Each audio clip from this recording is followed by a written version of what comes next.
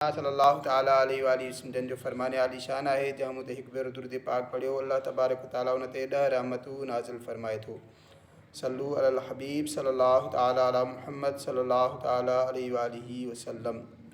शैतान ख़ज़ाने जी ख़बर ॾिनी।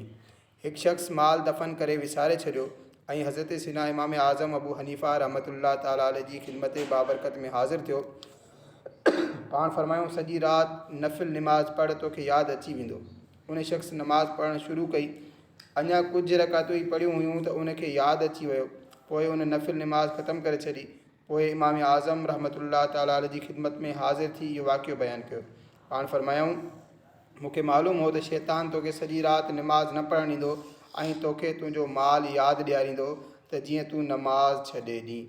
ये आशिक़ाने रसूल हिन हिकायत मां ही ज़ाहिर थियो त इमाम आज़म अबू हनीफ़ा रहमतुल्लाह ताला अलैहि जे हुकुम जे मुताबिक़ उन शख़्स रिज़ाए इलाही जे लाइ ख़ुशू ऐं ख़ुज़ू सां नफ़िल पढ़िया हुआ ऐं उनजो कमु बणिजी वियो। इहो यादि रखो जॾहिं बि कंहिं दुनियावी कम लाइ विर्द ऐं वज़ीफ़ो कयो त उन में सवाब जी नियत बि करणु घुरिजे।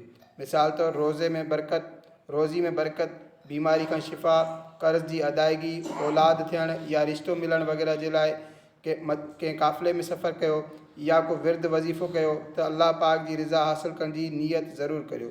अल्लाह करीम चाहियो त कम बि बणिजी वेंदो। अहिड़ी तरह सलातुल हाजात वग़ैरह जी अदायगी बि सवाब जी नियत सां करणु घुरिजे।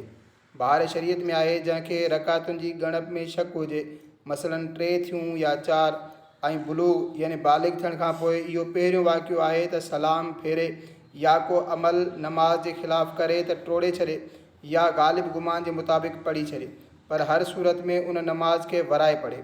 फ़क़ति टोड़ण जी नीयत काफ़ी न आहे, यानी नमाज़ टोड़ण जो अमल करणो पवंदो। ऐं जेकॾहिं इहो शक पहिरियों भेरो न आहे बल्कि कई भेरा हिन खां पहिरियां बि थी चुको आहे त जेकॾहिं ग़ालिब गुमान कंहिं तरफ़ हुजे त उन ते अमल करे, न त कमी वारे तइदाद खे इख़्तियार करे।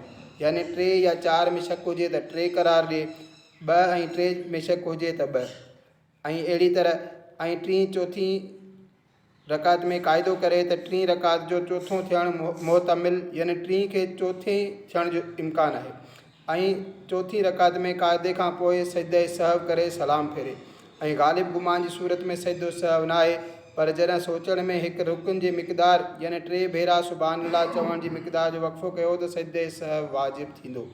नमाज़ पूरी करण खां पोइ शक थियो त उनजो को बि एतबार न आहे ऐं जेकॾहिं नमाज़ खां पोइ यकीन आहे त को फ़र्ज़ु रहिजी वियो पर उन में शक आहे त इहो कहिड़ो फ़र्ज़ु आहे त पोइ ॿीहर पढ़णु फ़र्ज़ु आहे।